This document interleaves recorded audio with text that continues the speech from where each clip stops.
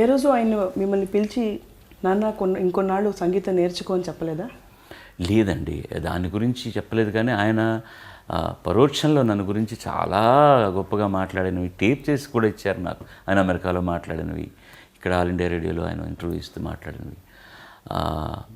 ఎవరన్నా ఒక particular song కోసం వెళ్ళి అడిగితే నేను పాడలేకపోతున్నాను, వాడు బాగా పాడుతున్నాడు కదా, వాడికి అవకాశాలు ఇవ్వండి, ఇంకా ఎందుకు నాన్న నాకు కష్టంగా ఉంది అని చెప్పిన సందర్భాలు ఎన్నో ఉన్నాయి.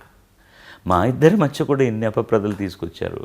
ఘంటసాల గారు నేను రాకుండా చేస్తున్నారన్నారని, ఘంటసాల గారికి నేనేదో మందు పెట్టేశానని చాలా చికాకు పెట్టేటటువంటి. ఐ స్టిల్ రిమెంబర్ ఆయన హాస్పిటల్లో ఉన్న రోజున ఎంఎస్ విశ్వనాథ్ గారు రికార్డింగ్ క్యాన్సిల్ చేశారు. మేమందరం హాస్పిటల్కి వెళ్ళాం, ఇండస్ట్రీ అంతా అక్కడే ఉంది. కాసేపు బాగుపడుతున్నారు, కాసేపు మళ్ళీ కోమాలోకి వెళ్ళారు, అలా ఇలా అంటున్నారు. సరిపోయింది, 2 రోజులు అయింది, హాస్పిటల్లోనే ఉన్నారు. టైం అయ్యే కొద్దీ ఆయన పుంజుకుంటాడు కదా అని ఆశ ఎక్కువ అవుతుంది మనకు.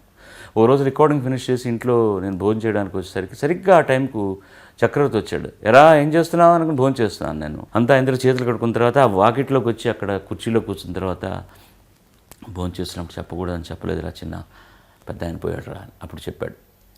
It was so shocking. బాడీని తీసుకొచ్చి ఇంట్లో పెట్టిన తర్వాత మా గురువుగారు కూడా ఉన్నారు అక్కడ. గురువుగారు అంటే అందరూ ఉన్నారు. శవయాత్రకు వెళ్తున్నప్పుడు నేను ఎలాగైనా భుజం కాయాలి ఆయన యాత్రలో అనుకుంటే నన్ను ఎవరూ దగ్గరికి రానివ్వలేదు. పెద్దలందరూ కూడా స్వార్థం కాదు, అది వాళ్ళ తృప్తి. ఆ మహానుభావుడి పార్థివ శరీరాన్ని మోస్తున్నాను.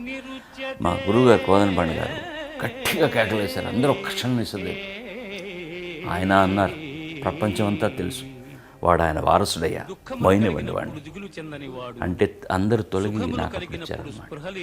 సో ఇది చివరిగా ఆ ఒక్క తృప్తి మాత్రం మిగిలింది నాకు, ఆ పార్థివ శరీరాన్ని శ్మశానం దాకా మోసుకెళ్ళేటటువంటిదని. ప్రతి రాత్రి వసంత రాత్రి రికార్డ్ చేసినప్పుడు కూడా ఆయన సౌహార్ద్రత అలాగే చూపించారు. ఆయన కూర్చుని పాడుతున్న ఆ రోజుల్లో నుంచోవడానికి కష్టంగా ఉంటే నేను పక్కన నుంచుని పాడుతున్నాను. ఫస్ట్ ఆలాపు వచ్చినప్పుడల్లా ఎక్కువసార్లు కట్ అవుతుంది ఆయన పాడుతున్నప్పుడు, బికాస్ ఆఫ్ హిస్ బ్రెత్లెస్నెస్. ఆయనకు చికాకైపోయి పాట పూర్తిగా తీసేద్దాం మహాదేవన్ బాబు, నేను చేస్తున్న ప్రతిసారి కట్ చేసినప్పుడల్లా వాడి చేత మళ్ళీ పాడించాల్సి వస్తుంది, ఆ బిట్టు కావాలంటే తర్వాత మనం తీసుకుందాం, అబ్బాయిని ఇబ్బంది పెట్టకండి అన్నారు. దిస్ ఈస్ అందులో మైక్లో ఆర్కెస్ట్రా ఉన్నారు, ఎంటైర్ ప్రెస్ వాజ్ దేర్. అది రోజు ముహూర్తం పాట. డిఎల్ నారాయణ గారు ఎంత లావిష్గా చేస్తారో తెలుసు. ఇది వాళ్ళ సంస్కారానికి తార్కాణం అన్నమాట. బాలుగారు, మీరు చాలా సాహిత్యాలు బాలేక లేక మీకు ఇష్టం లేక వ్యాకరణం సరిగ్గా లేక మానేసిన సందర్భాలు ఉండుంటాయి. ఇది కాకుండా ఫలానా పాట నాకు సూట్ కాదని కానీ, నేను పాడలేను అని కానీ వదిలేసిన సందర్భాలు ఉన్నాయా? 2 కారణాల వల్ల అండి చాలా పాటలు వదిలేశాను.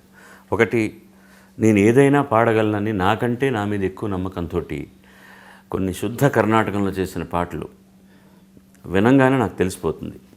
మేబీ నేను కొంచెం టైం తీసుకున్న తర్వాత పాడతానన్నా కూడా ఒప్పుకుంటారు. కానీ అప్పుడు కూడా నేను దానికి చేయవలసిన న్యాయం చేయలేనని భయం ఉండేది నాకు. గట్టిగా అరిచి పాడేస్తే వచ్చేస్తుంది ఆ పాట, పాడేవచ్చు, పాడలేకపోవడం కాదు.